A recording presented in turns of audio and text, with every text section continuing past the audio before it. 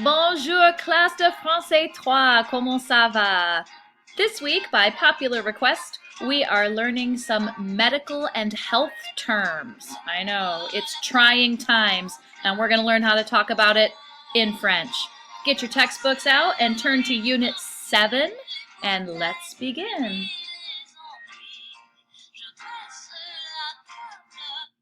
Super bien. All right, class, here is your vocabulary for this week. This is from Unit 7, so the first few pages of Unit 7 have the list of vocabulary. But if you don't have your textbook available, you can always just take these French words and look them up online. Look them up in a dictionary if you have one so that you know what they mean. I'll be going over the pronunciation with you and then just a short practice handout to learn these words. So this is all medical terminology. If you were to be in a French-speaking country and you got sick, you want to be able to describe your symptoms a little bit. You kind of want to know how to talk about those things. So a lot of things in this chapter, and what I did was I took out a few that are in the book. So if you're following along in your textbook, you'll see there's actually a lot more vocabulary than I have here on the slideshow. The reason I took out some of them is because some of them are fortunately diseases we don't have to think about that much anymore. Things like the measles and the mumps and really even the chicken pox, because vaccines have been developed for those, so it's not something that everybody gets all the time. Back in my day, kids, we used to get those things all the time. But when those vaccines were developed, it sort of eradicated a lot of those diseases, at least for us in the United States. So realizing now I need to add some COVID-19 vocabulary to this. So maybe I'll give you a little supplemental thing to watch or to read over after I do this video, because that's important stuff to be able to talk about too.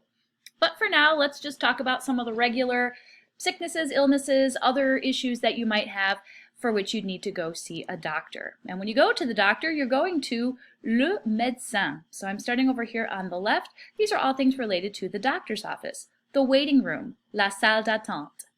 Un rendez-vous just means an appointment. Le médecin is the doctor. Le chirurgien, fun to say, that's a surgeon. You get it? Chirurgien. L'infirmier is the nurse. When you go to the doctor, one of the first things they maybe ask you is, how are you feeling? So continuing down this left-hand side, this column, je suis fatigué, I'm tired. Je suis faible, I'm weak. Nerveux, nervous. Déprimé, depressed. Malade, sick. When something hurts, in English we say ouch, but in French they say aïe. It's just what they say. Aïe. Ça fait mal. That means that hurts. Or j'ai mal à la tête. Now to the center column. So I got to move myself over this way. There we go. In the center column we have mal à la gorge. Goes along with mal à la tête. Mal au ventre. La gorge is your throat. Le ventre is your stomach. Mal au cœur. Badness of the heart, but it's like nausea. So that's really what it means. It's not like a heart attack or anything.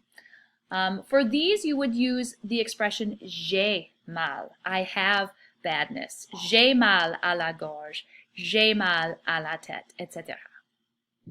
Right? Okay, if you have kind of a queasy stomach, you might want to watch out for some of these, because these are some things that could be wrong with you. Tousser, to cough. Vomir. Can you figure that one out? Éternuer, to sneeze. Nothing like the English word.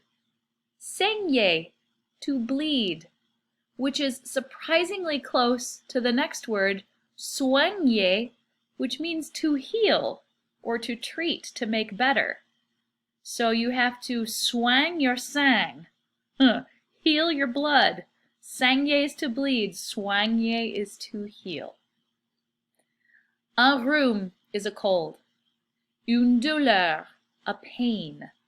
Des vertiges, like vertigo, dizziness. Des boutons, it's like a rash. It looks like the word buttons, so it's like little things on your skin. And finally, we'll go to the third column. Une ordonnance is a prescription that the doctor would write for you. Les comprimés, pills. Les gouttes, drops. Avaler, to swallow. Respirer, to breathe.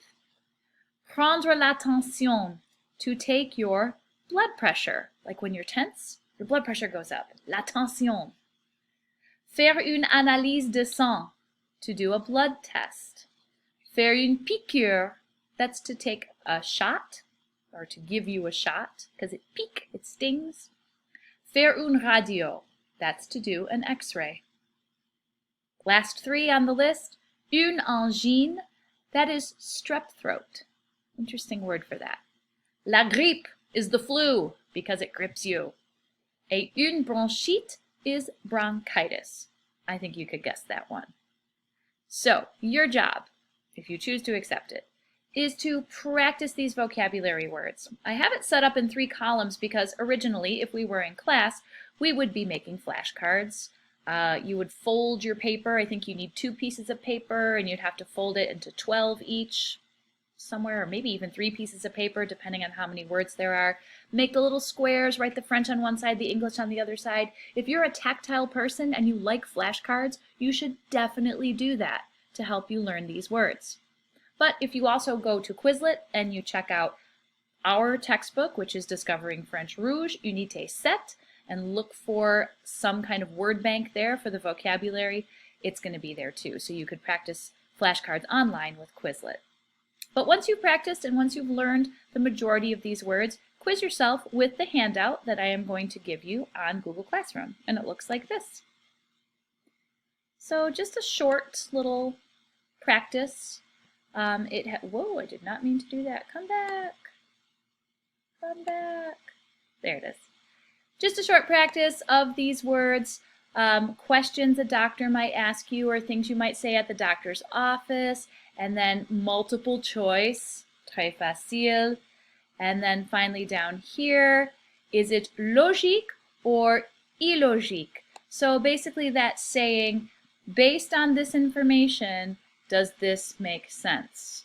Based on this information, does this make sense? So you have to kind of read and mentally translate these sentences, and then you'll be able to say if it makes sense, logique, or if it doesn't really make sense, illogique. A very short, very easy chapter. Learn this vocabulary. It's good, important stuff. And we'll continue with some of this next week, and I'm going to go look for some COVID-19 French vocabulary for you now too, because it's always good to be able to talk about these things that are happening in our world. Thanks guys for stopping by my video. I will see you next time. À bientôt.